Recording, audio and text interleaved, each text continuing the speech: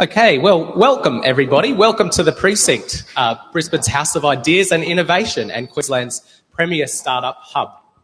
I'm Colin Fruke, the GM for the American Chamber of Commerce in Australia, or AmCham as we are otherwise known. Before we kick off, I'd like to acknowledge the traditional owners of the land on which we meet and work, the Turrbal and the Yagara peoples, and pay my respects to their elders, past, present and emerging. I also want to pay tribute to the thousands of years of innovation and knowledge of our First Nations peoples, a deep tradition that continues today. This afternoon is a celebration of the strong ties between the startup sectors of Australia and the United States. Despite the truly global nature of contemporary markets, success in the US remains the dream for many Australian founders. Few markets have the enthusiasm and adoption for new technology, potential for investment, or the richness of talent of the US. For ambitious entrepreneurs, it crackles with energy and revenue. And in the reverse, the Australian startup sector offers a new pool of technology and innovative products, access to Asia Pacific, and opportunities for investment and profit to our American counterparts. Remember that the USA is the single biggest foreign direct investor into Australia by a country mile, contributing almost $1 in every $3 invested into Australia. At AmCham, we get to create and see the benefits of this exchange every day, the commercial, technical, cultural and social. Queensland companies like Tritium, electrifying US roads, to Palmer-Lucky's Anduril, which is now making autonomous submarines on Sydney Harbour to keep Australia's borders secure. The scope for collaboration is endless. Recognising the richness of the Australia-US relationship, the US Department of State has partnered with Advanced Queensland to support the delivery of the Empower Program by Silicon Valley's Entrepreneur Futures Network. And I'd like to acknowledge Cassie from EFN today. To a cohort of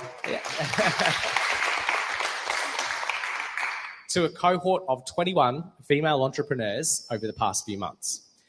The program gives emerging female entrepreneurs the opportunity to connect and learn from experienced female mentors in the US, to grow their skills and to develop the professional networks and global connections needed to support their business ventures.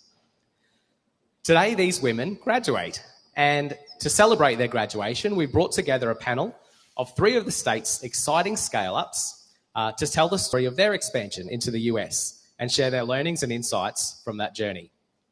So without further ado, let me introduce your panel for today's conversation and invite them to join me on the stage. Oh, they're already here. Please welcome Clipchamp founder Alex Droling, Serastag founder Melita Smith, Bruce Grady, the business development manager with FloodMap, and Amanda Russell from Trade and Investment Queensland's innovation team. And I'll hand over to Jan Easton, co-founder of the Advisory Board Centre, fervent supporter of female founders, and an American Queenslander to facilitate the conversation.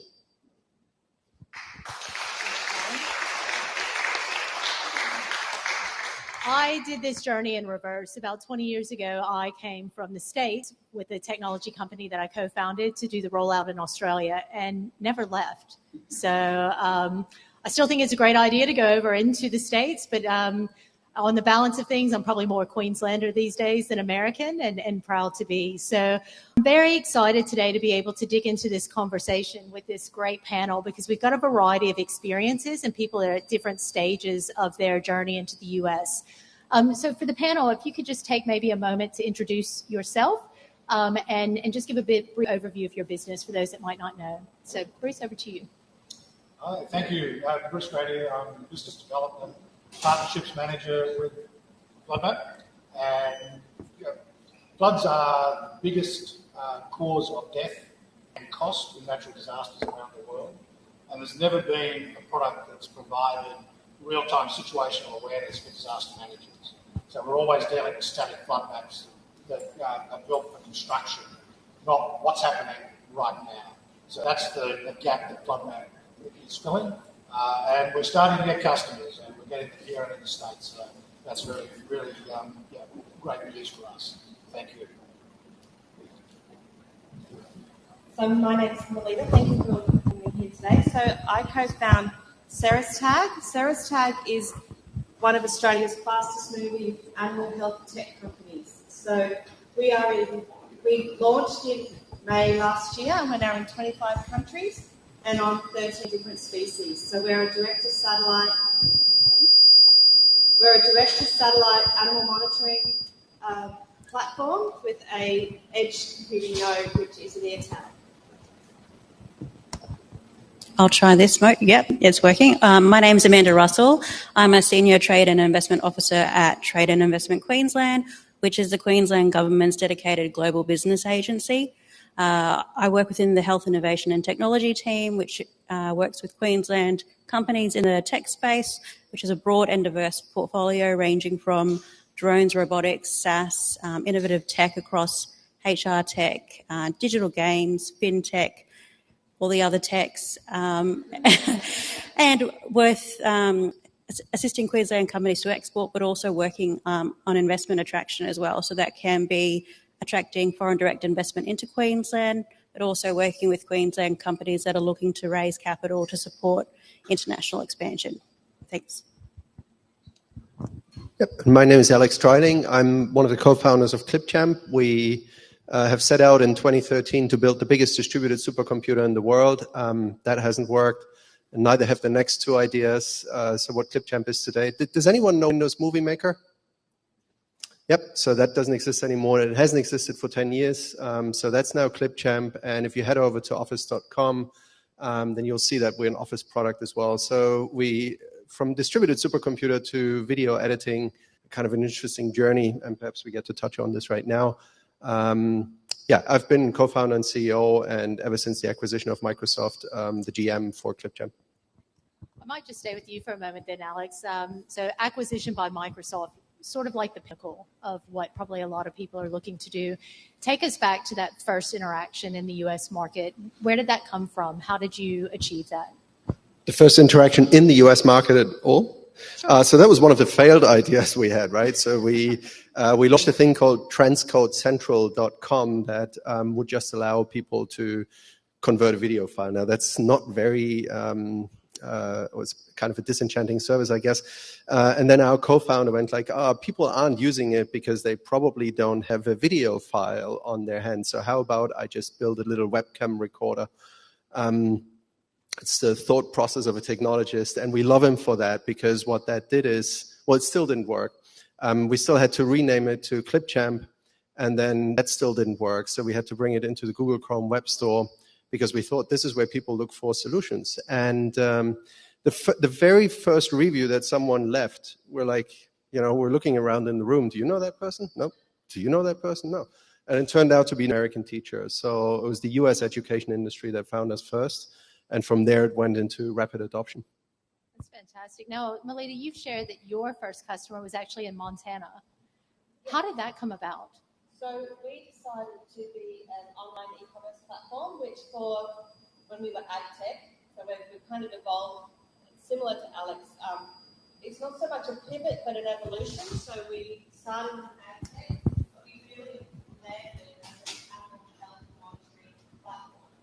And so when we went live at Beat Week, so one of the very few face-to-face events that happened in 2021, and that was so exciting to actually got to interact with actual customers. But we are an e-commerce platform. So when we turned the platform on, and we have been doing a lot of social media, and of course social media is specific, Verb.com, and as soon as we turned everything live, one of our fans popped in and bought 4 o'clock in the morning when we turned that the tech on the seat worked. He came out first saw that. He's been a repeat customer. And our CEO of co-founder is currently in the US at the moment on a conference and talking moment, and he's with the Kansas City Animal Health Corridor, the summit at the moment. But he went to go to Montana and visit Joe, who's our very first ever customer, and see tales from animals and hear how it's changed his life. And that's something that I think as a founder of a company, you think you do kind of people's lives, trying to get end goal as well as revenue to stay alive. But also to think that you contributed like that, and it's a really lovely moment for us, almost a year in Now, Bruce, the flood map journey's sort of been a little bit different, and it's sort of at earlier stages. What have you found that to be entering into that US market and trying to gain those first customers? For us, because we're quite a narrow focus, solving a very, very specific problem, it's about credibility because we're in a market that previously hasn't existed. So we're not a substitute. It's like a finance system where you need one and it's a new substitute for the product X. So it's about building credibility and then creating a market going forward where budget is part of the profile of that. So our first entry in the US market was with a profit, and we won a tender against international Europe, which was quite exciting. So then what we really found was our focus of our market really is in that emergency disaster management. So the language of our pitch had to change. So it's moving away from being a competitor to engineering companies to being something new for emergency disaster managers. So getting that credibility and shifting the narrative to a market that was really emerging became very, very important. I'm really glad you brought that up. I think a lot of people look at the American market and think it's very similar. Culturally, it's similar. There's a lot of similarities, so it must be easier to go to. I'll share with you a little example of one of our Australian customers 20 years ago was telling us how he was dancing in the street wearing his silver thongs, and it's got a very different visual when you think about that in the States, right? So nuance matters, language matters. Alex, you were sharing when we were preparing for the panel that I guess tailoring your pitch, tailoring your approach to that market is really important. Can you share some of the insights that you had about that process? Yeah, I suppose different to Bruce, we never really nailed how to sell in Australia because from a very early stage, we had about 40% or so of our users in the US. And then when we built the first products that we could actually sell and we went over to conferences, it was the American pitch that we learned first. And then we tried to apply the same thing here in Australia, and that miserably failed. But by that point in time, we already rationalized, well, if we can be successful in the US and not in Australia, that's fine. Like, we get to live here, palm trees, parrots, and the whole program and sell over there. But it is quite different. And where it became most plastic wasn't so much on the customer side, but much more on the funding side. So pitching for capital in the US works entirely different from the way you identify an investor, understanding what drives them, what their LPs want from them. There's a whole lot of niche investing in the US that doesn't really exist like that in Australia. And in Australia, while you're still writing your 70-page IM, over there with 2 emails, you might have nailed an entire cap raise. So we, from a very early time, we just basically didn't focus on Australia anymore, but got everything done in the US. I guess different doesn't always mean easy, though, right? So you mentioned that process might be faster in some ways, but it also comes down to who you know and who can advocate for you. Was that an important part of your journey with that capital raising and the access to those markets? Yes, so you can try to get a meeting with anyone over there and you get just blocked off, you don't get through the filters. And that same person that knocks you back, you get an introduction to them from some credible third person. You have a meeting in half an hour, and that. So we did this a bunch of times where, and when you do capital pitching, you start with some analyst, and then you have a second meeting potentially, and by the time you get to talk to a partner, that's a few weeks in, and then they might have a partner meeting, and then you pitch to an entire panel. With the credible introductions, you start straight with the partners, and 3 or 4 days later, you have the full partner meeting, and that happened with the right introductions. Once we knew how to play that game, it just became significantly easier. That credibility and almost that third-party verification. Melita, you've leveraged different types of support in terms of your journey into the U.S. market. How important has that been, and I guess what types of support have you leveraged? So we have leveraged TIQ. So if anyone hasn't accessed TIQ, I really encourage you to go and speak to them because they've been doing it for us.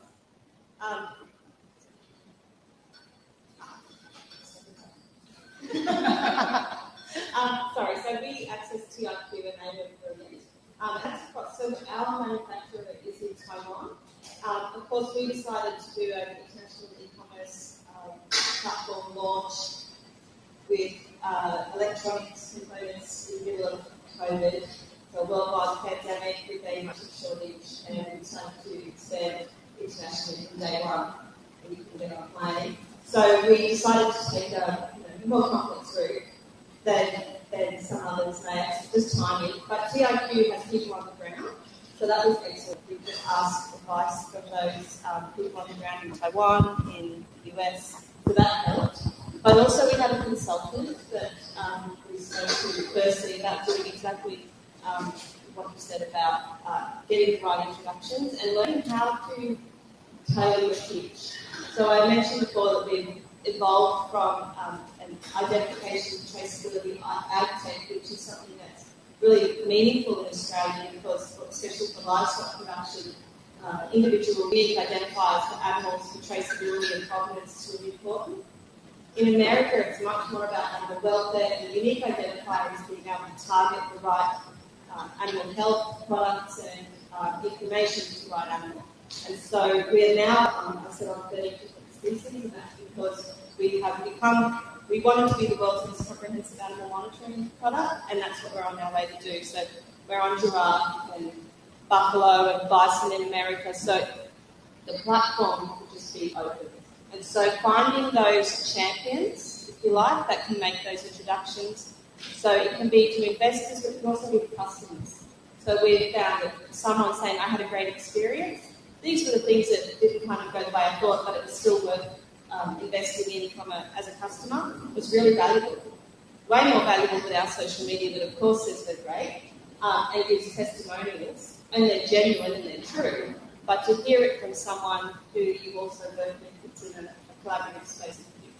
And so we've just evolved, we've found better and more suitable and more the people who can keep opening better doors for us. Bruce, you mentioned one of the challenges was that credibility factor while you're also essentially building a new market in the States. How is FloodMap, or what sort of insights can you share with us about what FloodMap is learning, probably quite rapidly on the go, to be able to do that? How have you had to evolve the business model or your pitch or your customer acquisition? Yeah, I think that's about this transition away from an engineering, described solution to an actual product that has a different market. And I guess, without wanting to float my own boat, it's around versatile hires. It's around getting people who can speak that language. I couldn't build an engineering model for love or money. I'm trying to turn it on my computer. But I can talk the language of emergency disaster management. I know what floats the boat of those people. I know where their problems are.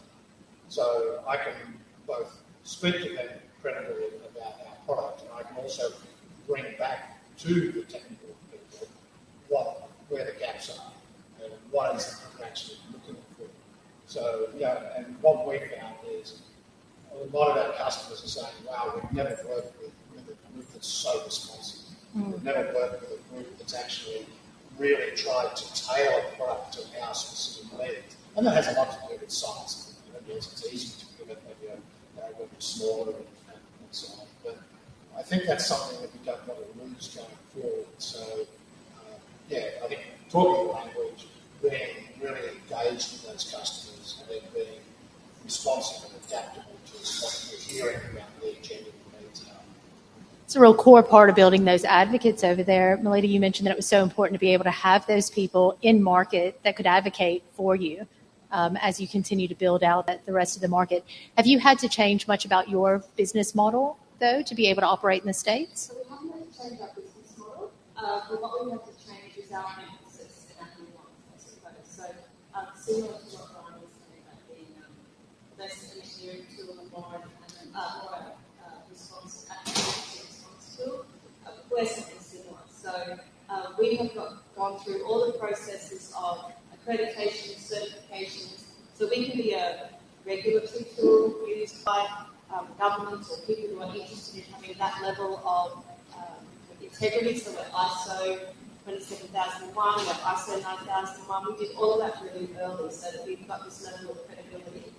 But you can also use it if that's not your interest and you want to have a more farm management or safari park management, or do you want to be an animal health monitoring? Do you want to be a biosecurity incursion simulation and measurement, early warning system? We're able to use for whatever, but we did have to tailor our pitch to who our audience was. You have to do that in Australia as well, depending who you're pitching to, and depending are you in an accelerator, are you at a pitch competition, are you with a strategic investor or a family office, who is it that you're talking to? You have to tailor your conversation. And when you go to America, then you have a whole other level of understanding, as you said, there's language, what we talk about regulation and how we see it in Australia and how that's viewed in the US is different. What monitoring and surveillance conversations are really different. So we've had the benefit of being at an animal health conference and also at an identification and stock taking conference that was huge in Texas. So we've had kind of all of those areas that are important here in Australia, but on a different scale. Okay, thank you. Now, Amanda, before I invite you into the conversation, I can't go past asking Alex one more question of you. From the outside, it looks like ClipChamp has just had the dream run. And I'll borrow a line I heard earlier. We don't know how much of that is due to your German efficiency of just, sort of making that seem to be the easiest way possible. One of the things that you shared when we were prepping is you made an offhand comment about meeting 50 investors in 2 weeks, which is just brutal, right?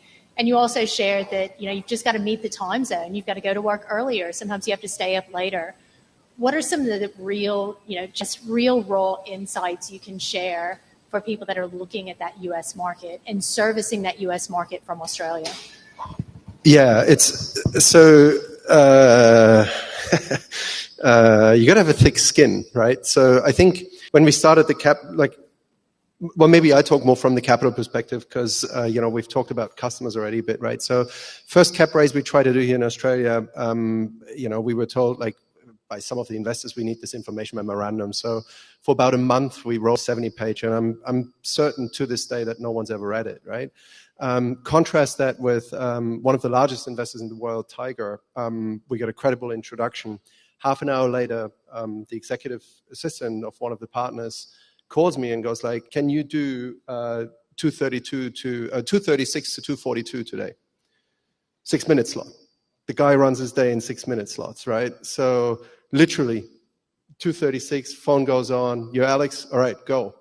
And you do this and you have to take notes and you do follow-up meetings and stuff like that. I think the pace at which all of this unfolds and you follow up, and the majority of answers that you still get is no. So there's always something wrong. You're too thick, you're too thin, you're too black, you're too white, you're too big, you're too small, you're too early, you're too late, you're too whatever, right? And you hear all sorts of reasons for why they can't invest until the first term sheets trickle in. So I think, and Americans aren't really, you don't have that, let's do a bit of chit chat and, talk about the weather, family, and how was your weekend? And so it's all right, let's get down to business and let's be efficient around here. I'm not sure if the German efficiency helped. They kicked me out of the country, right? So I'm living here now. But yeah, it was certainly, quite different. Yeah, it's excellent. Thank you. Just a quick poll of the room. Who here is aware of what TIQ does? Yeah? All right, probably about half the room. So Amanda, maybe a good place to start is if you can give a little bit of an overview of what TIQ does. Kind of alluded to it in my intro. So for Queensland companies, it's about assisting them to achieve export sales offshore. Obviously, we come across companies at very different stages of maturation. So a lot of our tech companies who are often born global and already have, international markets on their site and can scale quickly. We do often engage early with tech companies, which is really valuable because we're able then to kind of put you on our list of, a company that's up and coming that has, a particular expertise or is doing really interesting things in a particular sector. That also helps with opportunities that our overseas office network actually comes across. In particular, our US office is regularly sending through, we've met with so-and-so, they're interested in this tech, do we have any capability in this? or we're aware of this startup accelerator. They're targeting technologies in X, Y, and Z.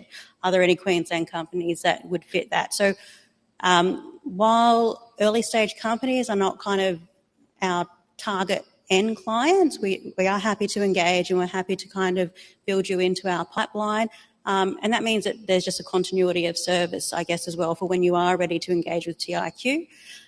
So the crux of really of what TIQ is about is facilitating those connections when you are looking to achieve export sales. So that's through potential customers, which is, basically our bread and butter.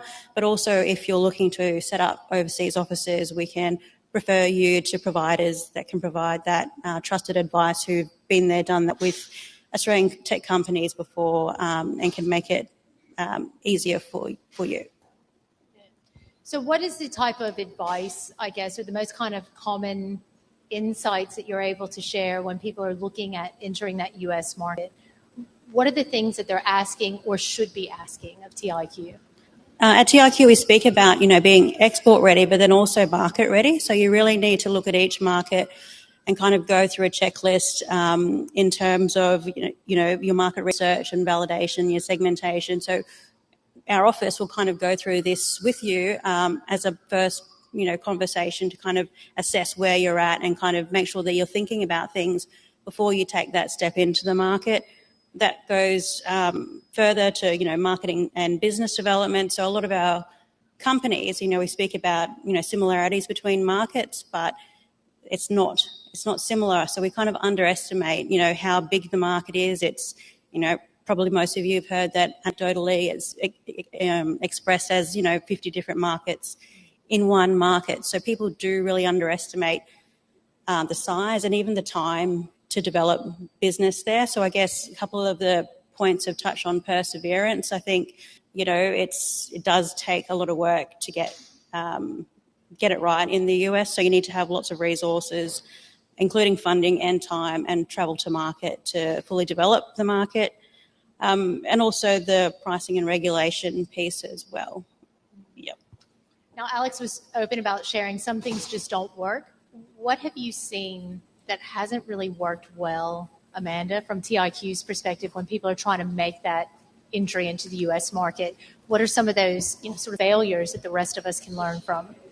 I think that underestimation of, we haven't allocated enough resources to develop the market, or they've maybe misinterpreted the speed to market and timing hasn't worked out quite right. So they get to a point and they don't have all their ducks lined up in a row and can't actually progress forward, which does impact on, your reputation as well in market and future success. So, and I guess maybe being a bit too early as well. Obviously, market research requires you to go to market and do research, but kind of investing and kind of wanting to go to the next step, you need to be at that right stage. Before we open it up for questions, I just have one last question for you, Amanda. What are some of the other programs that you're aware of or that you can share with the audience that people should be looking at or looking to take advantage of when they're ready? So TIQ has just recently announced a new trade and investment strategy up to 2032. So that's a significant investment from the Queensland Government to expand TIQ's support and services to Queensland companies. So we work with Queensland companies on a tailored and bespoke level, on a one-to-one level. So our office in San Francisco is available for servicing and referrals. The commissioner there has over 20 years of experience within the tech innovation system in Silicon Valley, a great resource, definitely knows her stuff, and is there to help. During COVID, we also started to deliver our own in-house grant programs. So TIQ has two flagship grant programs, one called Go Global, which is actually currently open, and another one called New Market. Go Global is funding that it's match funding that we'll provide to Queensland exporters to overcome a trade barrier for a potential new sale into an international market. New Market, again, is a match funding program which will fund you to do more of that business development activity work to explore new markets and part of that broader market diversification objective. So that's what we have within TIQ, but there's also some federal programs out there that every Queensland and Australian tech company should take advantage of as well. So you should definitely look up Export Market Development Grants, which is run by our federal counterparts, Austrade. That's a tiered-based grant, but that's definitely something that you should map out for next year. It's run on a grant basis now, so applications for the next financial year are currently closed, but you definitely should put that on the radar for next year. And also the Austrade San Francisco landing pad runs 90-day bootcamp programs. They're really great, run 2 to 3 times a year. A lot of our Queensland companies have gone through it and have said it's just been fantastic. They have a real focus on working through that sales and marketing aspect and, finding product market fit for your company. A couple of the companies have gone through it and said, look, we're actually just not ready for the US market at this point in time, and that in itself is great, valuable advice because it means that they're not wasting their time pushing forward in that regard.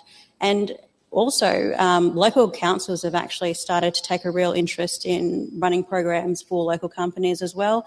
So the Logan City Council had recently announced a US market access program, and the Brisbane Economic Development Agency have also got a medtech accelerator to the US, also open for companies as well. So lots of support available to companies. Please reach out.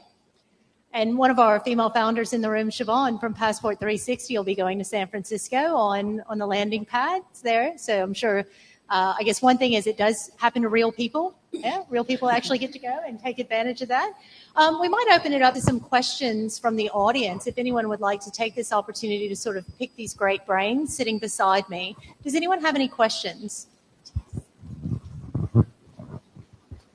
Do you need a microphone?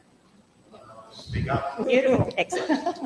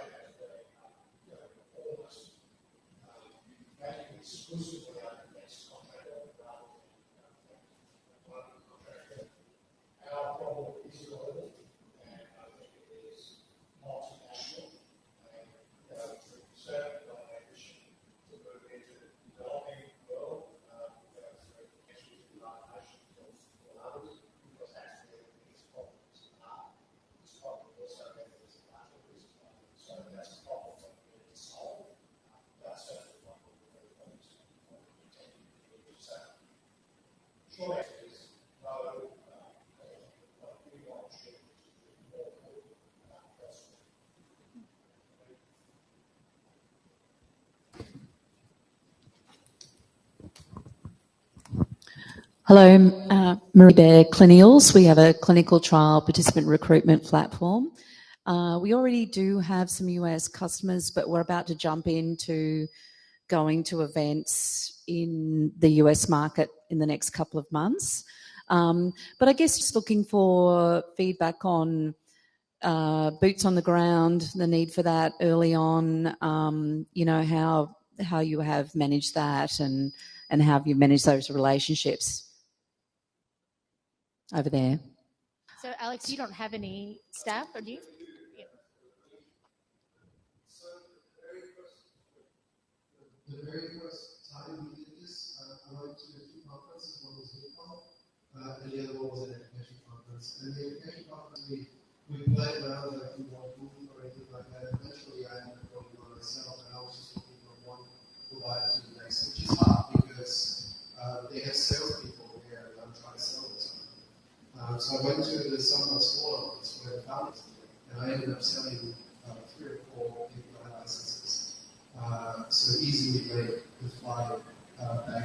multiple times, and it showed us that we could actually do this conference side, right? So the next step it was just a booth next time with professionals, send a bunch of people there, we're definitely going to sell.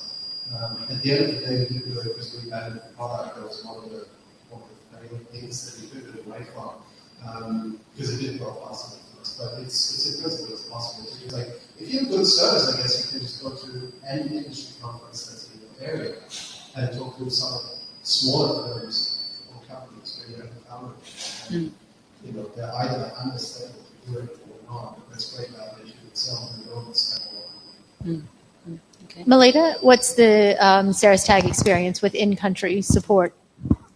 So we had through a recommendation, we had a support consultant that we could ask and really understand what the market was looking for, and that helped us talk about values. So they were a great beginning. That consultancy went on to do other, but they pivoted, and so they wasn't that we let them and something else. But it was a really good way of finding out about strategic partnerships. And so our investors, our customers, and our whole platform is open. So we have no exclusivity with any of our customers. It's all about the pie in here.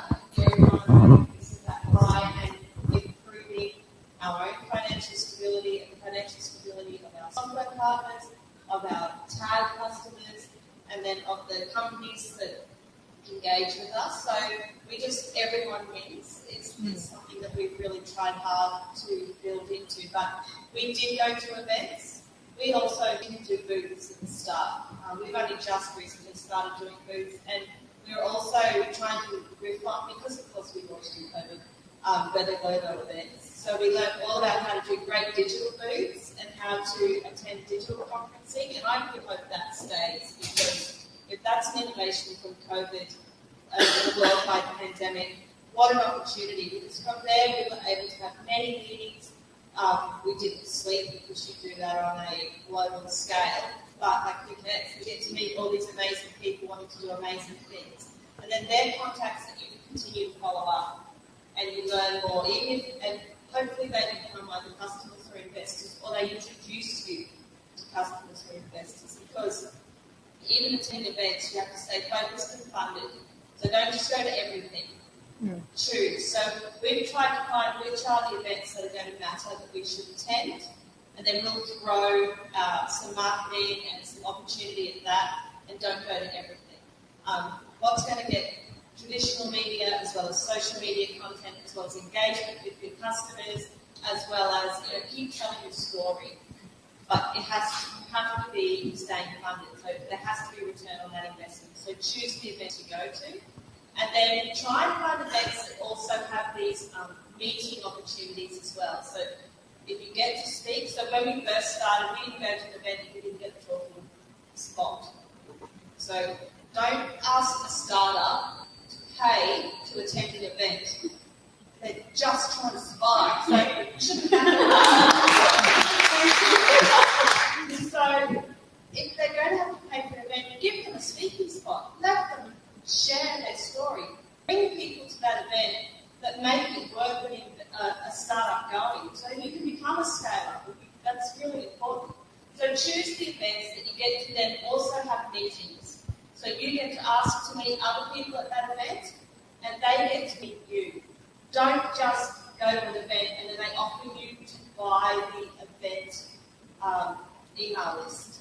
You just become spam. No, it's really great Choose feedback. those events. I might just open it up. I think we've got time for maybe two more questions. We had one down here in the front. Do you need the mic? Okay. Hi, I'm Claire from the Sister Group.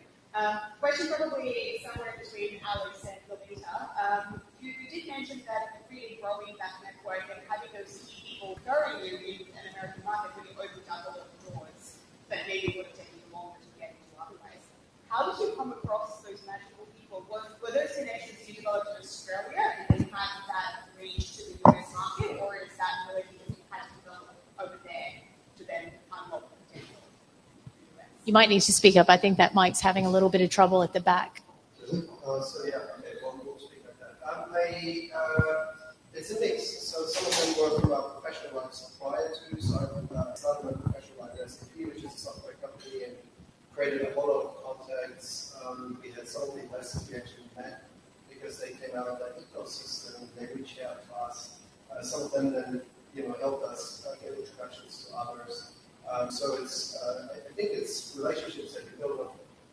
You either network all the time, right? So it's those relationships that you build over a very long period of time that keep coming back at later stages in your life, and we've been able to systematically leverage those. We had two pretty strong networkers on the team that could basically feed off some of those connections.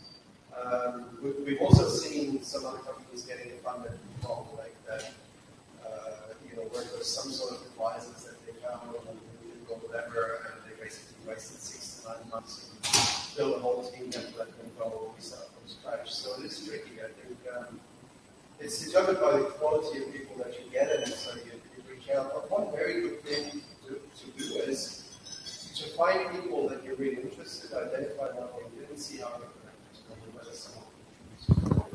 I think that's what we had by far best luck with. And systematically, nurture those connections and give them a reason for why they should introduce you. That work.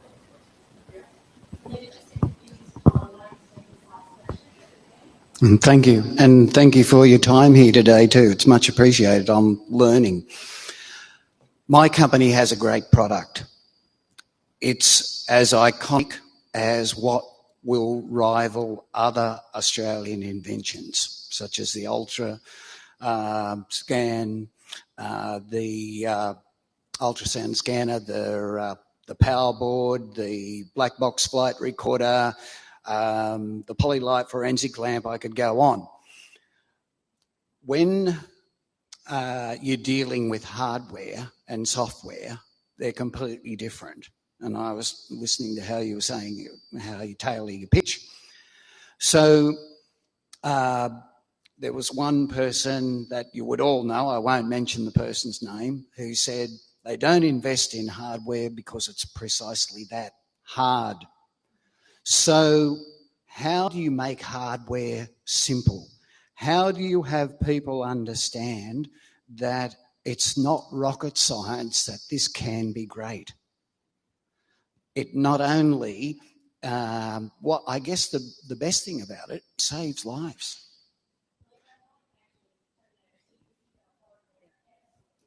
Yeah, so we are everyone gets excited by, and I brought it because Sarah's tag, right? Everyone, oh my God, my Mary Poppins.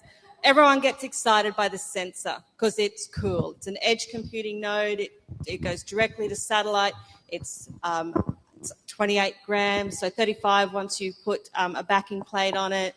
It's won Good Design Award. We came third in the People's Choice, so we were on Channel 10. We've got our yellow tick. It's not easy because everyone gets fascinated by it, but you have to import it. There's duties and taxes on it to go into other countries. You've got to manufacture it. It's got to go through testing. We have tick marks. We have country approvals.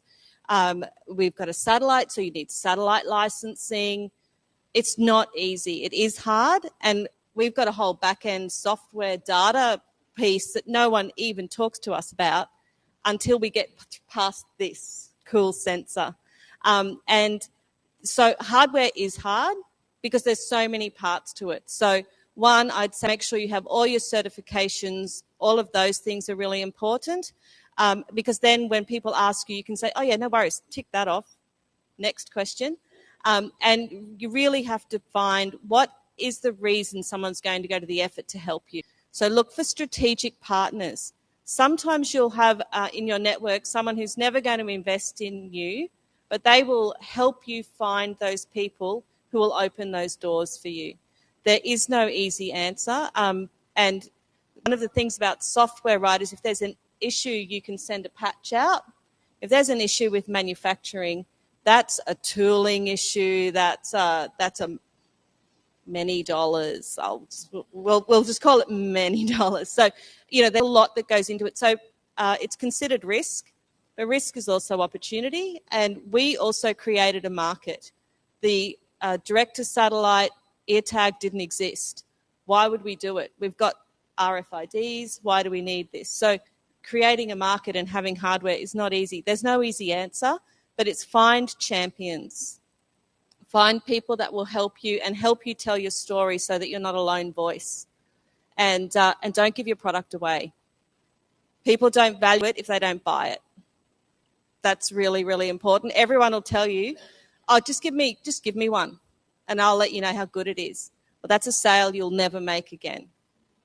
So your product is worth it. But find champions. So we're coming to the end of the time with the panel. Thank you all for your time investment. What I would say is if you do want to have a chat after, reach out to these people. They're very nice to have given their time. Be respectful of their time. But also, I would say be specific in the kind of help you need and the ask, right? It shouldn't be on the people around you to figure out the best way to help you. Really take the time to understand what it is that you need and ask the right questions of the right people at the right time, whether that's the government departments you're going to, whether that's your peers in the startup and scale-up community, or whether that's investors or other people in this wider sort of community. So be really considered in what you need, really respectful of other people's time. And if someone gives you a good piece of advice or a connection, follow up on it, respect it, right? Honor those connections, because there's nothing worse than someone taking that effort and putting themselves out there for you and you saying, I just didn't have the bandwidth, right, to follow up on that. So make sure you really honor those. If we can give a round of applause to our panel. Thank you very much.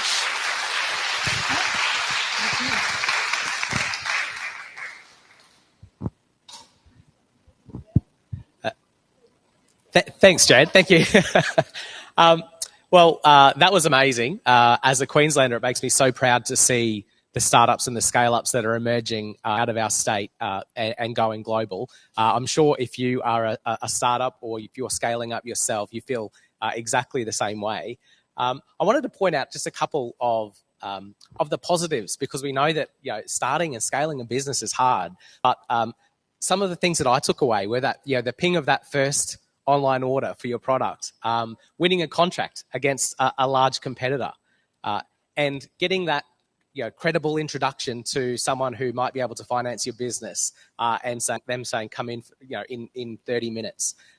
This is the wild ride that some of you will be on in the not too distant future, and I'm sure that I wish you all of those rewards as part of your business journey. So please thank our panelists.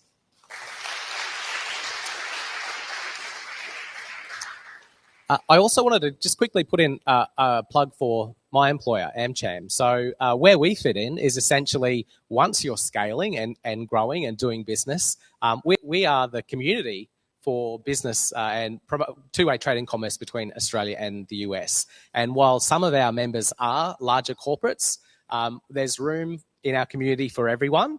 I'd encourage you, if you're interested, and if the US is a market that you're seriously considering or already into, please feel free to jump online and join our mailing list and see what opportunities there might be for you there.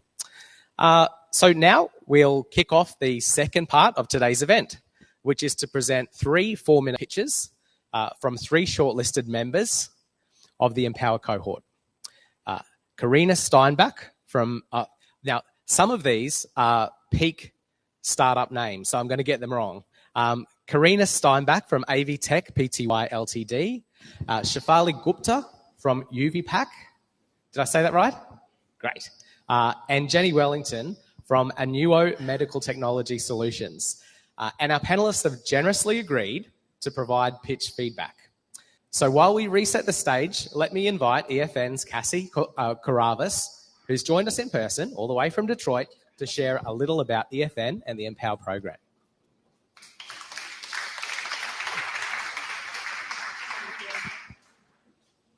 Thank you, everyone. Hi, I'm Cassie Corvos, Engagement Director with Entrepreneur Futures Network.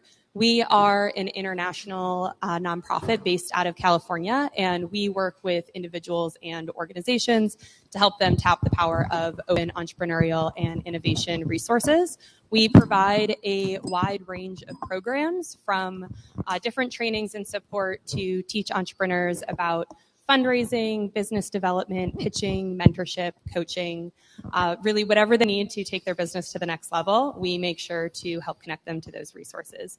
Since we started in 2003, we have worked with over 5,000 entrepreneurs, 500 mentors, and 40 accelerators.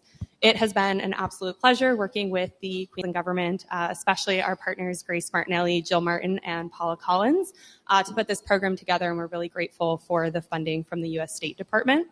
Over the course of the program, from the past 4 to 5 months, all of our founders, who you'll be meeting shortly, have paired with a mentor in the U.S. They had one-on-one meetings with their mentor. They attended a wide range of trainings. They had virtual cohort check-ins, collaborated on our online platform, and helped grow their business. And they'll be presenting on the progress and where they are later today. So last week, we had the preliminary pitches where all of our cohort members presented a 5-minute presentation, and we welcomed judges both from the US and Australia. We brought in VCs and accelerators like Cell, Berkeley Skydeck, and companies including Atlassian, Dow Chemical, JP Morgan, and Google for Startups. They helped us select those 3 presentations that you'll be hearing today. But I want to give a huge shout out to all of our founders who will be all giving a short presentation. It's been an absolute pleasure working with all of you, getting to watch you grow, and I'm really excited and thankful to be part of your journey and to continue working together. So with that, if anyone would like more information on how to connect with not only our founders here, who you can just talk to at the end of the event, but connecting with some of our founders who weren't able to join us today, or to learn about other mentorship and program opportunities that we do, please come find me after today's session. And with that, I will pass it back to Colin to introduce our first our first pitcher for today.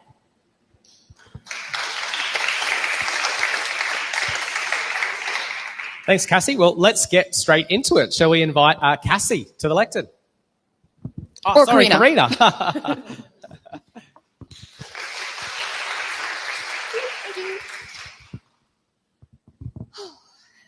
I'm just going to breathe for a second. All right. Thank you. We weren't told about the microphones. I'll do my best. But hey, everyone, thank you so much for having me and to give me the opportunity to introduce you all to CertMate. My name is Karina, and I founded CertMate after paper cuts from paper forms got to be too much. Let me explain.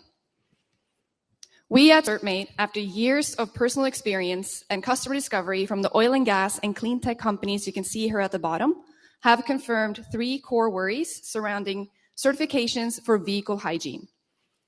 Let us take Shell as an example. They operate 3,500 wells on multiple different properties in Queensland. So first, to enter a property, all machinery are required to be certified and inspected as clean, meaning they've been washed down and free of weed and seeds. If not, they're unable to enter a property and the company can lose money. There's also a concern to cause a weed outbreak, which of course can impact negatively our crops, native species, and we do not want to harm our bottle trees.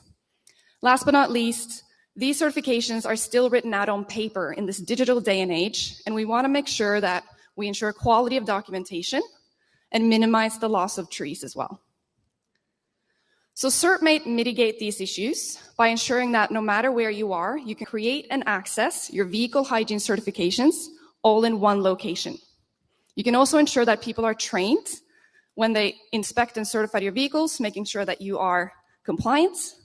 Last but not least, increasing sustainability and efficiency by digitizing these vehicle certifications.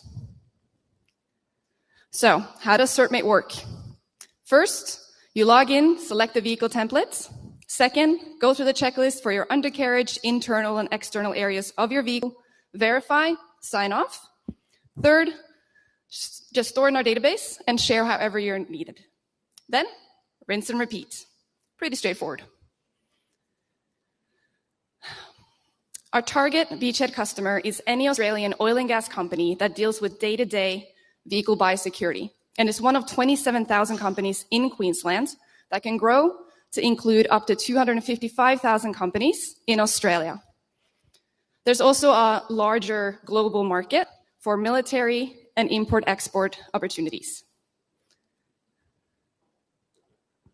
CertMate was officially born in May 2021 and went on to start development in September in 2021. Next October, or I should say this October, we're planning our beta test with 3 major gas service companies and then launching at the end of November. By June next year, we should see our 60 customer base reached and growing.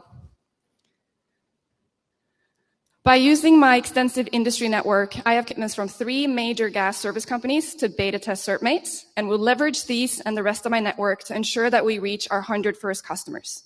Beyond this, word of mouth, industry events such as the Australian Biosecurity Symposium, marketing, and LinkedIn customer discovery will also play a major part.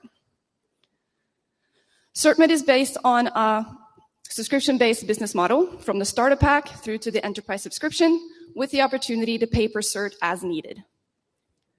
We actually had survey participants that wrote out 6,400 certs per year, so they're very excited to go digital using CertMate. There are some competitors in this space as well, but CertMate is specializing in vehicle hygiene, and they're also differentiating themselves by custom vehicle templates being accessible through easy sign up and download, and also at an affordable price. Lucidity, as you can see here, they actually charge $9,500 more per year for their basic starter pack.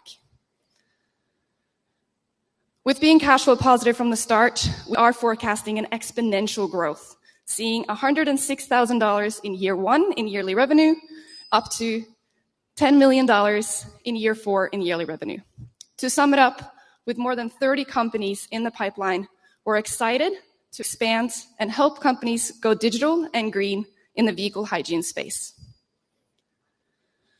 Bringing you CertMate is myself, with 5+ years in the CSG industry, and also master degrees in energy engineering and international business management. We got Paul Crimp, our technical SME, with 8+ years in operating heavy machinery, and then we got Diarmid and the team at Digital Basis. Today, we're looking for government and industry leads to help us into import-export and also military opportunities to help us go global. Thank you so much for your attention, guys. We will talk after.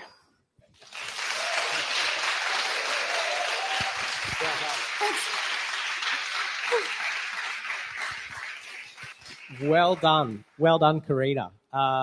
Who should I throw to on the panel for some feedback or some questions about CertMate?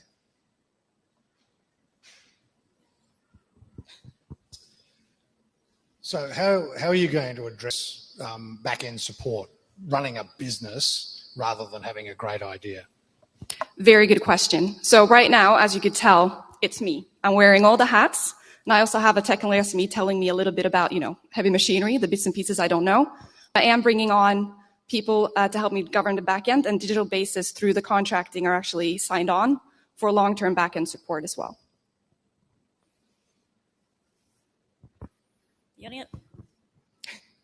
Is this? Hello? No? Hello? It's working? Okay. The only other comments that I would make, building that personal connection maybe at the start of your pitch. So your background in the industry might kind of set the scene for what you're talking about a bit more. I also think it might be good to quantify, the efficiencies that moving from paper to digital would be. So whether that's time efficiencies or cost efficiencies is kind of what I was thinking there. In terms of covering off, the ask and the traditional kind of points for a pitch, I think you did a great job. Amazing. Thank you. Great feedback. So maybe a few questions. The certifications, are they required by law? Actually, it's a good question. So in Queensland, the government are requiring landowners to govern their biosecurity. And the way they do that, they have a biosecurity framework where they implement these forms with companies coming onto their properties. So Queensland has legislation. Do the other states have legislation as well? They do. It's just the land, oil and gas industry is just more developed in Queensland. But with New South Wales and the Northern Territory coming up as well, we're looking at an emerging market in those states as well. And what about federal and other governments? The federal government, I've been in touch with them in terms of import-export, and they're standing by to see my beta test and my launch, and then we're going to talk about developing different forms for them as well. And so if you have a subscription model, what's the ongoing value beyond the certificate that you give them? So the biggest value for companies, like yes, you save probably 3 minutes filling in each form, great for people on the ground. For the company itself, you have the offline database, you have the tracking. We're going to talk about integrating with IVMS, which is basically a vehicle GPS system where people in the field can track where vehicles have gone, tie that in with an active vehicle hygiene certification, and then and I shouldn't say this, it comes up probably more than not that when there's a weed outbreak, people have to backtrack and prove that they actually had washed down vehicles, which is how this comes up. You have to go through your archives, and having that offline database, you have it, push of a button, everything's there for you. So that's the main value for the companies. Okay. And did you say you outsource development? Sorry? Did you say you outsource software development? Yeah. So Digital Basis is my development partner. Right. And okay. And so you said you want to save some trees. I mean, I'm all in for saving some trees, but what's the real benefit of having this digitally instead of on paper? It's the tracking. So writing it out on the paper takes time, sure, but it ends up in a truck. It doesn't come back to the company. You're supposed to store them for up to 7 years. Yeah. You lose them. When you need them, you don't know where they are. Yeah, okay. Yeah. And just one more feedback. If you want to address a 10 million opportunity, you shouldn't write 10 billion on the slide. So Raji, will get rid of a bunch of zeros. Yeah, thanks. Everyone, give it up for Karina. Well done. Good job. Shafali. Thank you. You're up.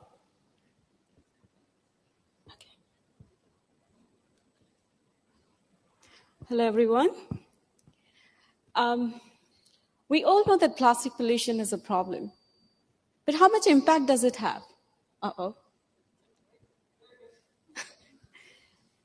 This piece of plastic from 1976 was found on a beach in 2019. We thought we solved the problem with bioplastics, but they need proper industrial facility to biodegrade, and they can't be recycled. Just to give you an example, this paper cup, which looks sustainable, are lined with plastics, and because of which it ends up in landfill. And once it ends up in landfill, they take 20 to 40 years to biodegrade.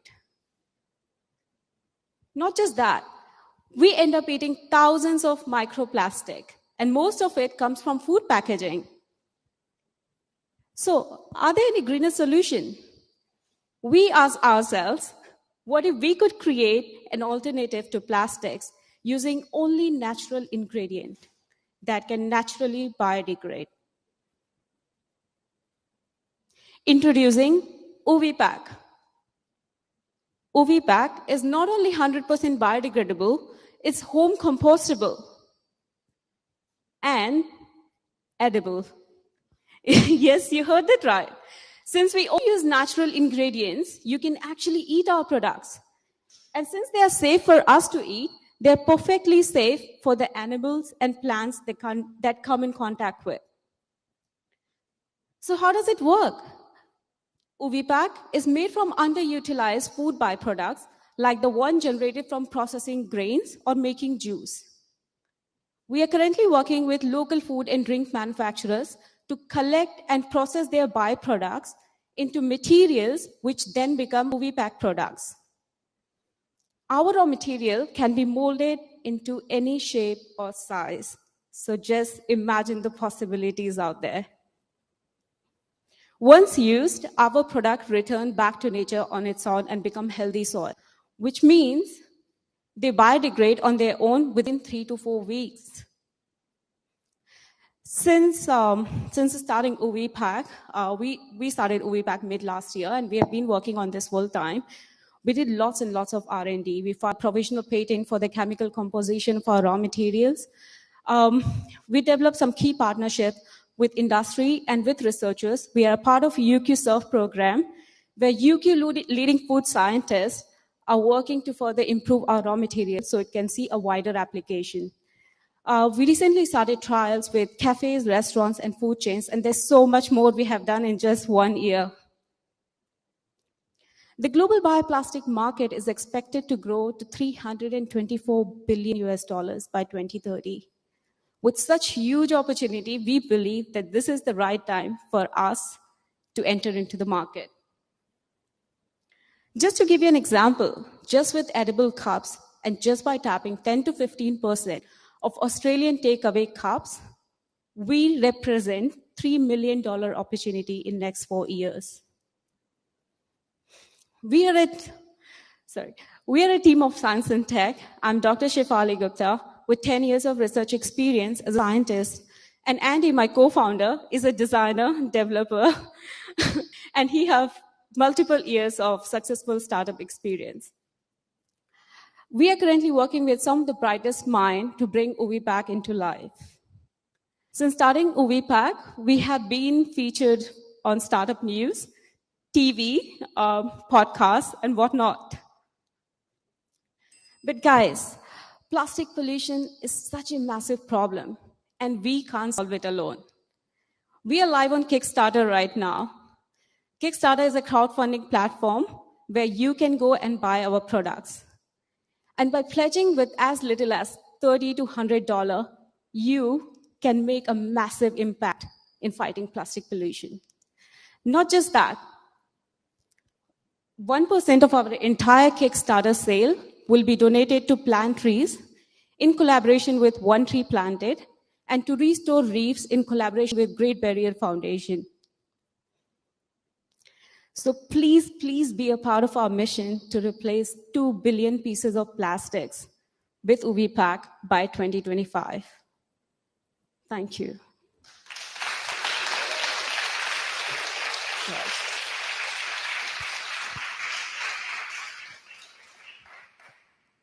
Congratulations. Breathe. Breathe. Well done. Well done. Thank you. And thank you for solving a problem that needs to be solved. 2 questions. They don't necessarily need to be answered now, but I think they'll be important pieces of data for you to have at the ready is price and performance. Right? Yeah. So how does this compare in terms of price for the people that are buying it and performance? How does it stack up against other alternatives that might not be as friendly as what you provide, but for a proprietor that needs to get somebody's takeaway home safely? Yeah. So just making sure you have that data. The last point is because it can be edible, do you have to put nutritional information on it? Do you fall under any food requirements? We do have nutritional information. It contains gluten right now. But I would imagine it's fiber rich. Maybe you can tap into people's weight loss and those kind of things as well, right? So just saying, have your coffee, have it afterwards. It can serve multiple purposes, right? There you go. Awesome. Always a marketer. Always. Yeah. Right. Thank you. I guess my question was on the performance side as well. There's lots of product in this space. Why are you different? Because we upcycle, we are solving a lot of problems at the same time because we are upcycle food waste. And when we upcycle food waste, we reduce carbon emissions as well. Because most of this food waste ends up in landfill. And when they end up in landfill, they keep emitting greenhouse gases like CO2 and methane. So we upcycle and give them a second life. Most of the products out in the market, they they use premium food to make this kind of disposable item, and it's so expensive. We can really compete with bioplastic in the market right now. So, yeah. I have more of a comment than anything. We've made a decision with Sarah's Tag. We have home compostable packaging, so currently that's cardboard. But I think this is brilliant because home compostable really matters. If you think outside of a metropolitan area, the reason we went for home compostable is that we originally began as a on-farm product, and there is no yellow-topped bin where most people who purchase our product are. So I understand that you're in a food place now, but you don't limit yourself because having home compostable products that are natural, think big because there's great scope and opportunity when you think outside of where you sort your rubbish. How about where there is nowhere else to put it? There are places where you still just have to bury so much waste. So I think it's fantastic. I just agreed with Jan's comments, really, and the edible bit kind of just also makes me kind of question if it's a bit confusing, but that's mine, and probably a personal subjective thing too. Yeah, so first of all, from my side as well, I want to congratulate you. I think you're addressing a really huge problem. For me, it's downright frustrating how much rubbish we're producing, and that seems to accelerate, not reduce. So congrats. The one thing, I mean, you're taking food waste and byproducts and you're turning it into something edible. Is there some legislation or consumer sentiment that you're fighting? Is that something that people happily accept, governments happily accept? Oh. Do you want to answer the question? So we don't actually use waste. We use manufacturing byproducts. So we can manage places like flour loss, a lot of grains waste that come to Australia. Too much or whatever the reason is. So we use that waste, not waste, but it's going to become waste. But it can be easy. So all the stuff you use is actually rated for human consumption. It's just not used.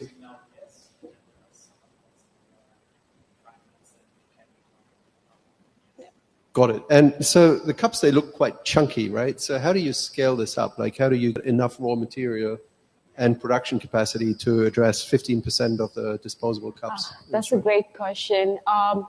We think for now there's enough byproducts available, and that's what we are trying to do with UQ as well, UQ Feed Scientists. We are trying to diversify the type of waste we want to upcycle. So we are just trying to go into the type of waste which is kind of available in ample amount, like coffee husk. It just ends up in landfill. So we are trying to upcycle that as well, but it has a strong smell. We're just trying to get rid of the smell. So we're trying to work on it. Yeah. Yeah, congrats again. Thank you.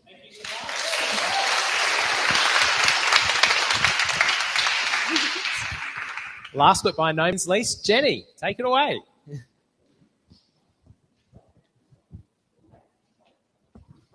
Hi, I'm Dr. Jenny Wellington. I work in mental health. I work in the Improved Access to Mental Health program here in Queensland. And I'm here talking to you about our new innovation called Annuo. We're bringing your health into your pocket.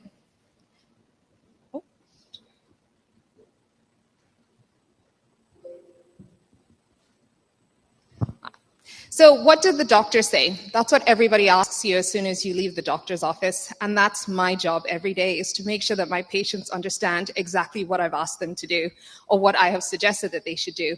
Myself and the less than 50,000 doctors across the country looking after 10.8 million people that are living with chronic disease are struggling every day to provide chronic disease management plans that our patients can take home.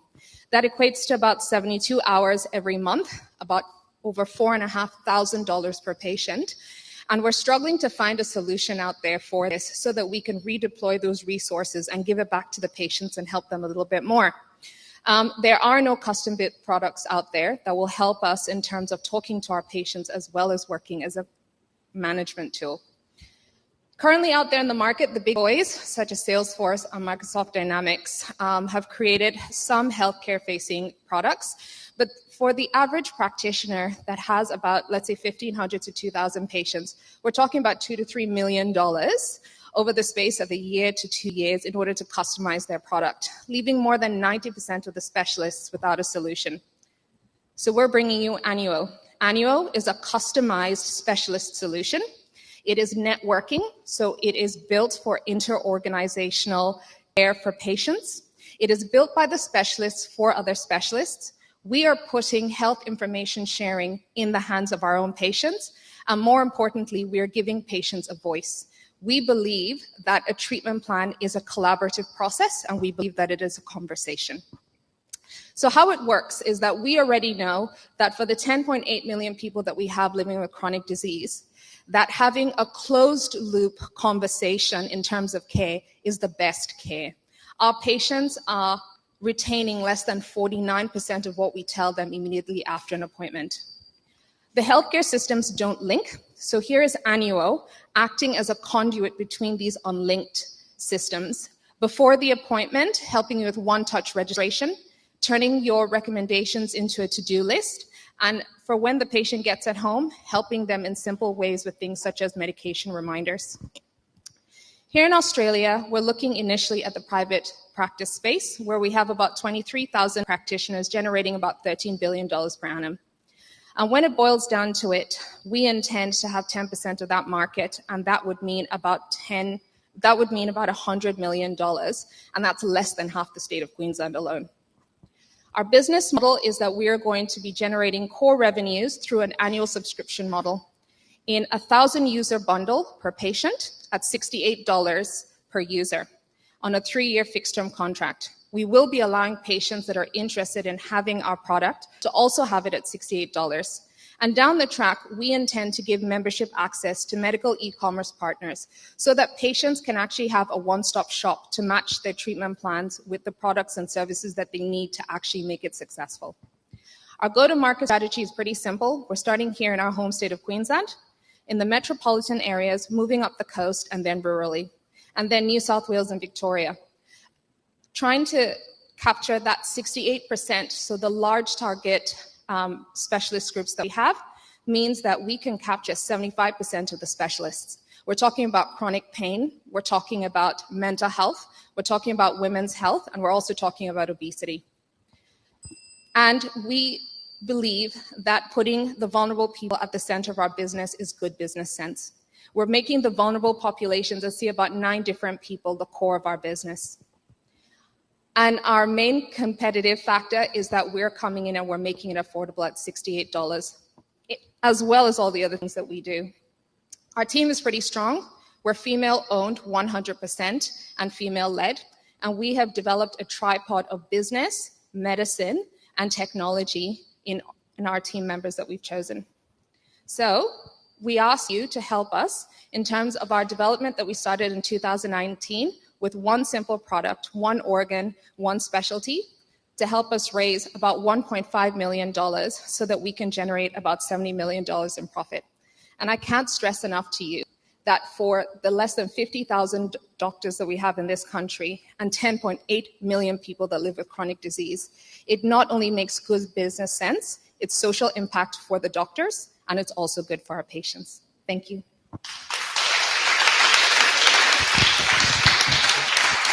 Alex, can I start with you? I mean, I always have questions. I don't know if it's... so who pays the 68? Is it the practitioner or is it the patient? So the patients can pay for it individually if they want to, but we're selling directly to the doctors because we want the doctors to buy into their patients' care. And we can onboard larger groups of patients, and we're selling them in a 1,000 user bundle per patient. So if you think about the fact that you have less than 50,000 doctors and 10.8 million people that you're trying to attract, that makes sense.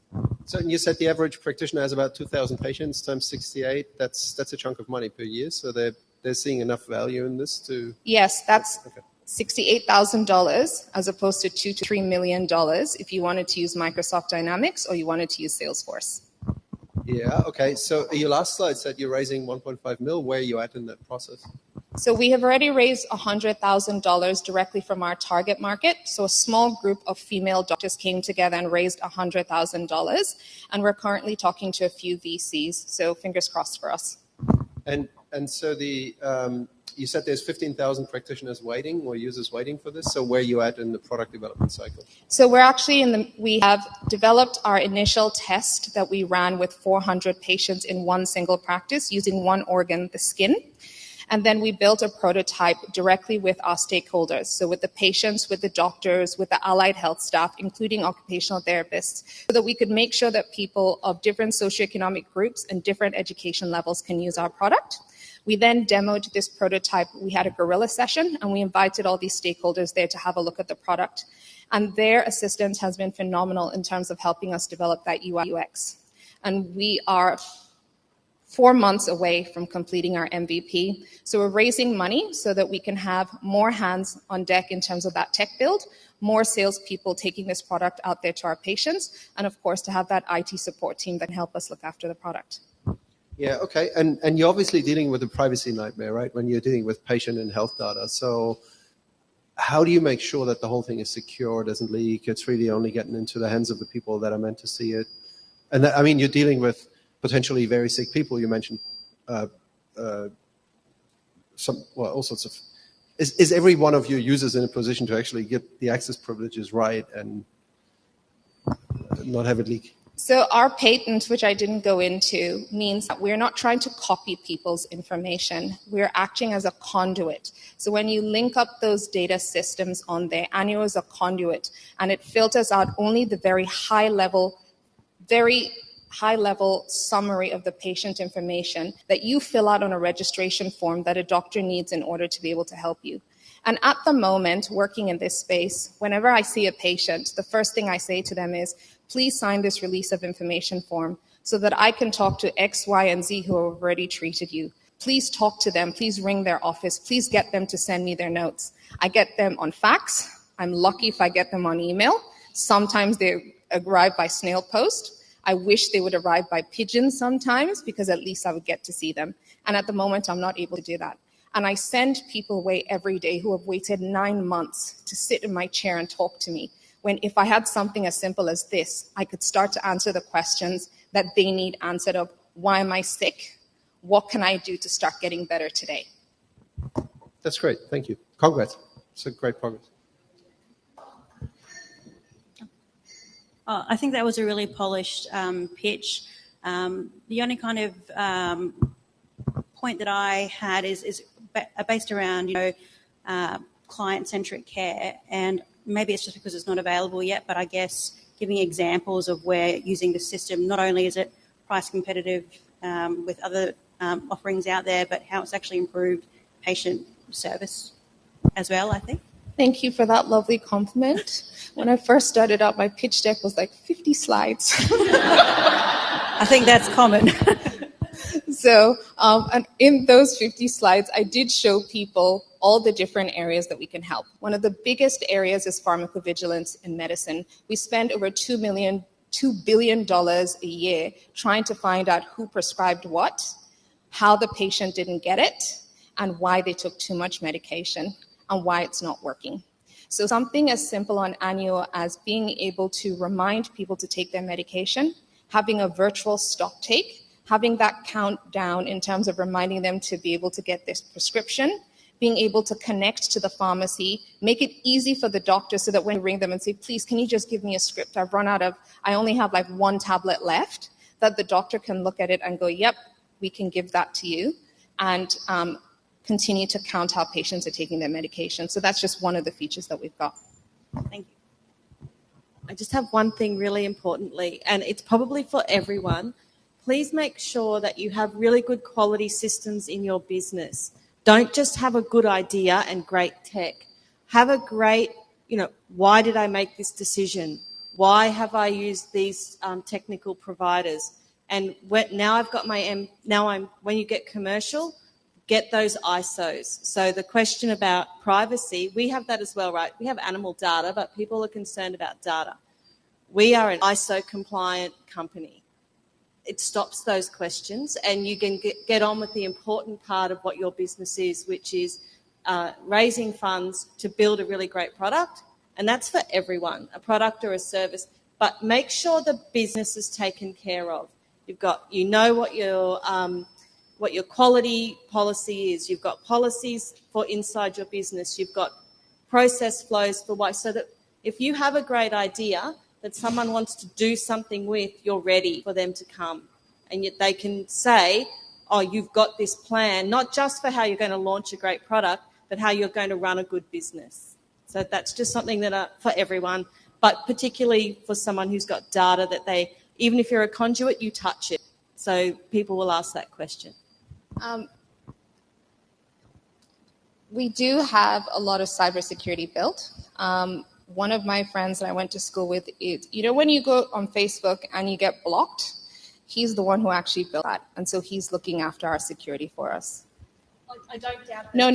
I should have said that. It's something worth saying. Yeah. So you've got quality security people on board, and that you're planning to go down the road of these internationally recognised safety nets. Having a great idea is never enough, and I think your idea is fantastic. selling to doctors, selling to anybody who is going to provide a better service to their customers is often difficult because the cost resides with who's buying it. So I don't know whether there's an opportunity. How do you build the groundswell of demand almost from the patient side to, so that the doctors have to provide this as an option? I just think you need a couple of ways to work your way into creating that market. And I think just selling to doctors is probably not going to be enough to get that initial, to get that curve going that way, because every pitch curve goes that way. It's a great point. I'd like to just build on that a little bit. One of the things that was sort of, it creeped in right at the end of your pitch, but you talked about the female doctors that had backed you as an early investment. You will have a core group of customers that see this as a problem that they want solved, and they're willing to invest in it. You talk about the breadth, though, of the market and how big the market is. Don't chase the volume at the expense of the core, right? So go to that core and go to them, because they're the ones that will back you by buying the product and supporting the product and ultimately wanting to deliver a better service to their customers. And you can sometimes then water down the value by chasing more for that one. But well done on the pitch and for seeing a problem and solving it, right? Trying to take the step to solve it. Congratulations. Thank you.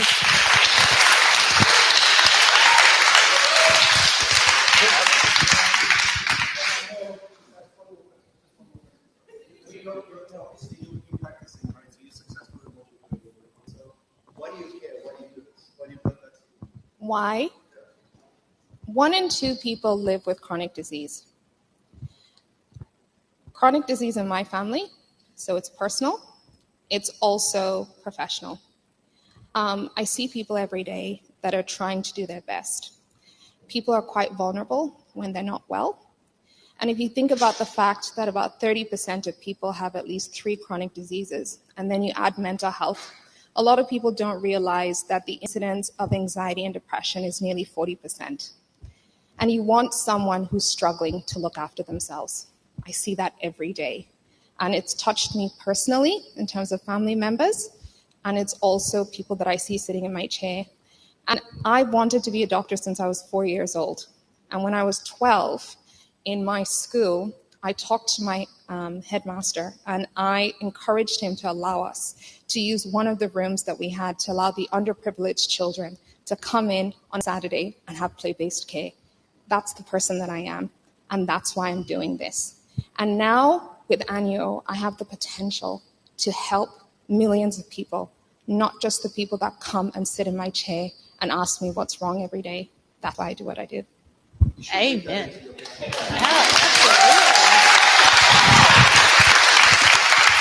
I'm sold, Jenny. I'm sold. So thank you for those 3 amazing pitches. Well done. We actually have a number of other participants in the room who we're running a little short on time. We're getting close to the pointy end of our event, but we're going to give them 60 seconds. That's right, 60 seconds each to introduce themselves and pitch their business, so you can see the breadth of the Empower program this year. So let's get this going, shall we?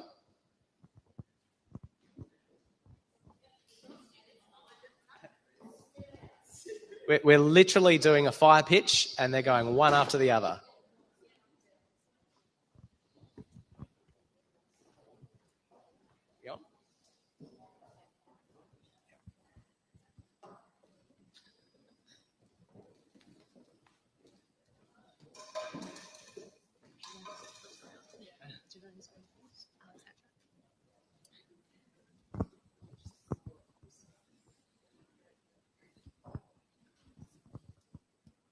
All right. Please raise your hand if you're a surfer or you've started surfing recently.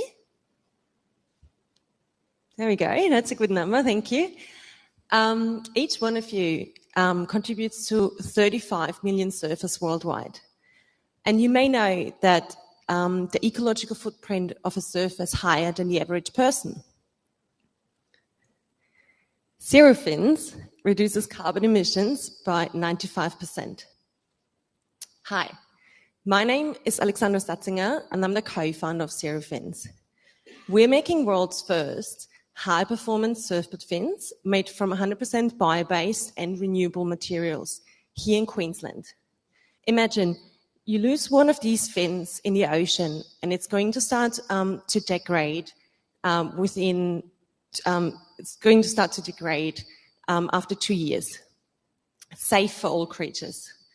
Or imagine if you surf 6 hours every day of the week, they're going to start to degrade after 10 years. So with the environmental movements and our ocean drowning in plastics, we believe together we can create a more sustainable surfing industry. Thank you very much. Hello, is that on?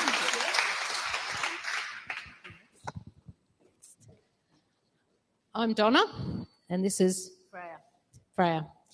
Who's been unemployed? Does everybody in the room here have a job? People with disabilities are more likely to be unemployed, and we think we've got the solution for that.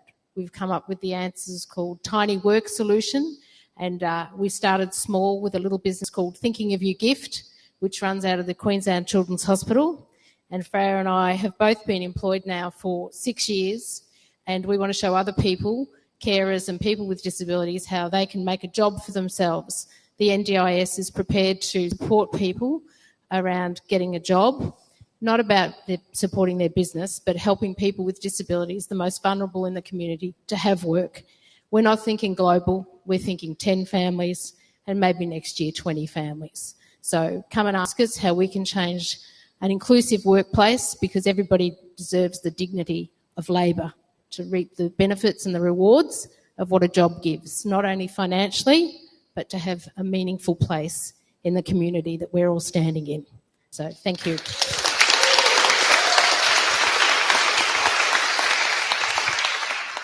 Hi, I'm Yvonne Mansilla. I'm a trainer in the vocational education and training industry. I train international students. International students often struggle with issues like language barriers and cultural shock. These affect their mental health and academic outcomes. Star Paths will be an app to help training organizations into integrating the solutions and the support services they have for international students. So international students can improve their mental health and academic outcomes. Also, we will improve the procedures of the RTOs and also the use of resources. International students are returning to Australia, and I would like to welcome them with their mental health and well-being in mind. If someone you know is interested in the adult education or vocational education, we can talk about it later. Thank you.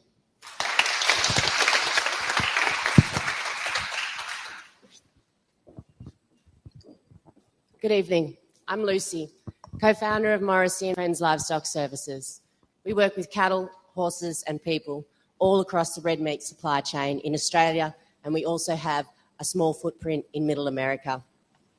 We facilitate practical and progressive training and consultation in stockmanship, horsemanship and team development. We believe if you get your people right, you'll get your cattle right. We specialise in team development, and we place particular emphasis on your safety of your people, the well-being of your livestock, productivity, because you can achieve quality and quantity in unison. Today, I'm asking for you to meet with me, to understand me, and truly understand what it is the service of mine offers. And if you feel comfortable, introduce me to your network so I can continue to expand all throughout Australia and overseas and work with cattle, horses and people all across the world. Thank you.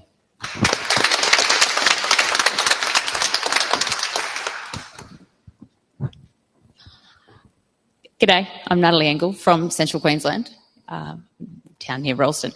So I'm a cattle beef producer, obviously, standing here in a very clean work shirt and tan pants, which I would never, ever wear at home. That's a silly idea, even in the dry. Yeah, I know. So anyway, I'm also the CEO and founder of Agfinity Data. So back, I don't know, a couple of years ago, I was trying to write one particular piece of paper that you need to move cattle. Anytime you move an animal, 1 beast, 2 beasts, 100, 400, whatever, you got to write a piece of paper. Well, they've promoted these online ones, and I just couldn't get it to work because of the connectivity. As anyone would know who's tried to see me pitch, video does not work at home. Thank you very much, Starlink. It does now. So went off and I thought, okay, there's got to be some way we could do it. Now, as a producer, we don't particularly like computers, but we love these. We carry these everywhere. We listen to music, we listen to whatever on it, we take photos, we share Snapchats if you happen to have internet service. We love them. So if we can come up with something on this to look after all the livestock quality assurance documentation, that might be anywhere from 1 to 5 to 10 forms and all the audits and the standards you're audited under, and put it on this, and it's nice, easy, safe, secure, and you're never going to lose it. So when it comes audit time, you don't have to go looking under the seat of your ute, under the truck, anywhere else, in the dog pen, looking for those pieces of paper that your auditor's like, you should have it. It should be here. Oh, sorry, left it in the yards. And if it doesn't need an internet connection, it means it will work on these lovely phones. Now, we've been going for a couple of years and built ourselves a prototype. It was great. And then we've sort of taken it on a bit of a tangent, as you would say. And now this particular app will be looking after tuna in the Seychelles, art for the Louvre, and chocolate somewhere in the world as well. But we'd really like to bring it back to beef and help prove the provenance, life traceability, which is very important, and just that full life chain so we know where it comes from. That's me.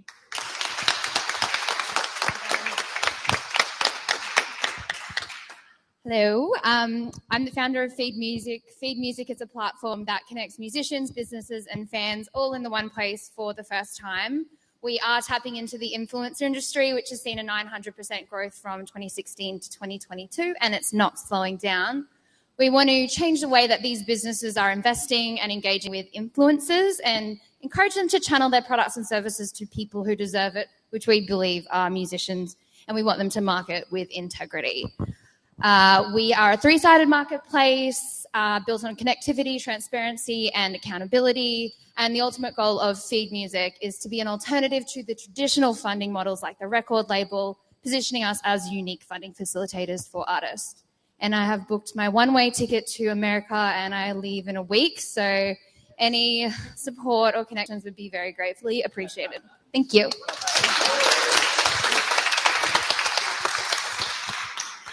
Hello. Oh, this is much more stressful than I thought it would be. My name is Paulina, and I have been running an sisterhood mentoring program in the creative industries for 5 years. Time and time again, we see incredible female and non-binary folk coming through the ranks, being incredible professionals, but really struggling to back themselves and struggling to grow that network. If you've ever been in a room full of really credible and incredible people thinking, what do I have to offer to them? Why would they speak to me? I'm an imposter. I don't really know what I'm doing. You've just experienced a day in life of a female professional, because they're more prone than most for that downward spiral. So we're trying to build a platform for networking on steroids, and really effectively like a networking coach in your pocket to really help those people to find the best way to build their network, to nurture that network. And if anything, today we definitely learned of the value of a good network and a network well crafted and well supported. And the system we're trying to build will be as free of bias as possible through a very smart disclosure process. We're very early in this in our process. We're building an MVP. So if you've gone through the process of a low code, no code experience before, please come chat. Would appreciate the insight. Thank you.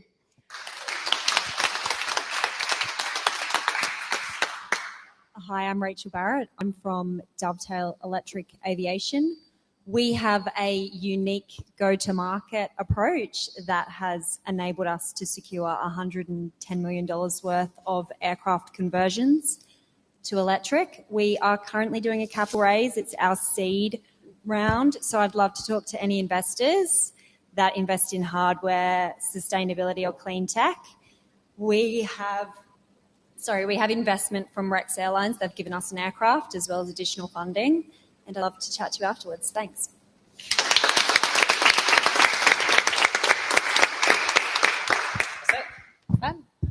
Wow, thank you. And thank everyone once again, please. That was nowhere near enough time to understand your business. But I look forward to speaking with you all afterwards. Can I say once again, thank you to our panellists. Thank you, Cassie. And most of all, thank the graduates from Empower. One more time.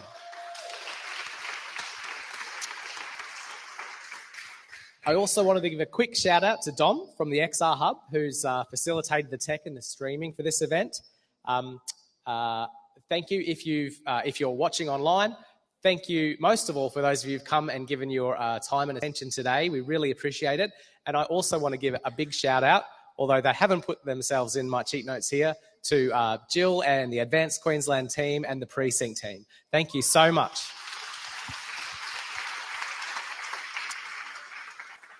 That's it, ladies and gentlemen. Let's break and enjoy some hospitality here at the Precinct.